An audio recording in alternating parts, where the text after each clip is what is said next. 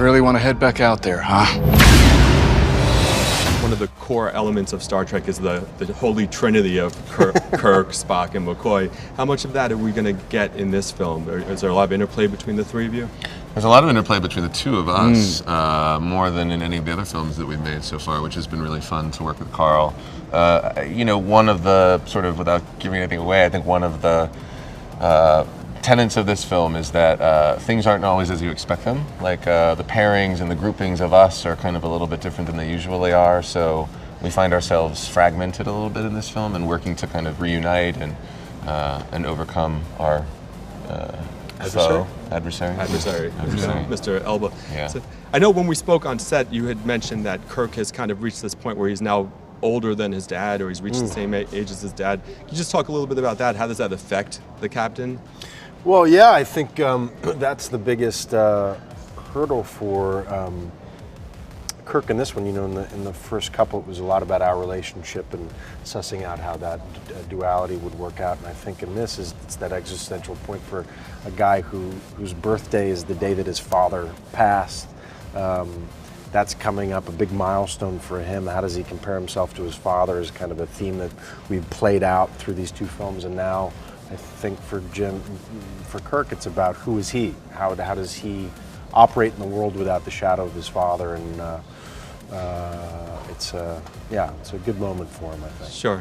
And Dr. McCoy, who's always sort of the real heart of these movies and of the Enterprise in a way. Just go. Just go. Just go. Like where your head's at. Keep coming. He's kind of always McCoy of the Trinity. He's sort of the human. When he's told hard logic, I'm the passionate. Well, I didn't say that. But Yeah, okay.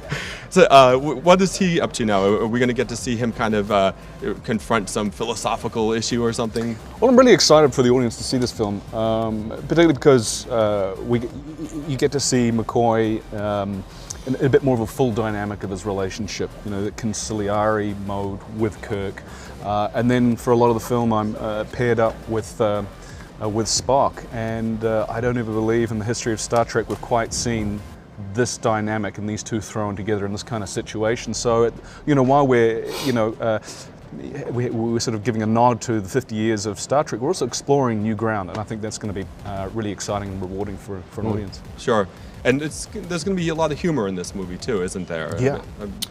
Yeah, I mean, with Simon Pegg behind it, you can rest assured that there was any opportunity that we had to laugh, we took it. And that, I think for all of us, I think the nice thing about our franchises compared to, let's say, others, is that it's tonally kind of a different beast than the Marvel, you know, the very kind of meta Marvel or the Deadpool or the Guardians of the Galaxy that's so broad. Ours is a very particular kind of, I think, that Spielbergian 80s pop sensibility of fun. It's got great pathos, great ideas, but at the end of the day, you walk out smiling. Sure, sure.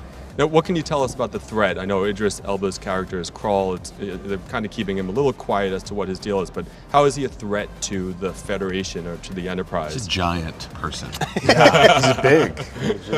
He's a... yeah, I mean, he's vengeful, and Krall is not Idris, and he is hell-bent on kind of exacting his revenge, really. But. Well, 50 years on, the idea that Doug and Simon wanted to explore is what is the meaning of the Federation? Having a Federation, is it worth it? Is it worth having this conglomerate and this kind of utopian vision of disparate peoples and worlds coming together? And Krall's the antithesis of that. And I think there are kind of valid points explored on both ends, but you know, yeah. Unity is not your strength, it is your weakness. I think you're underestimating humanity. Hold on to something!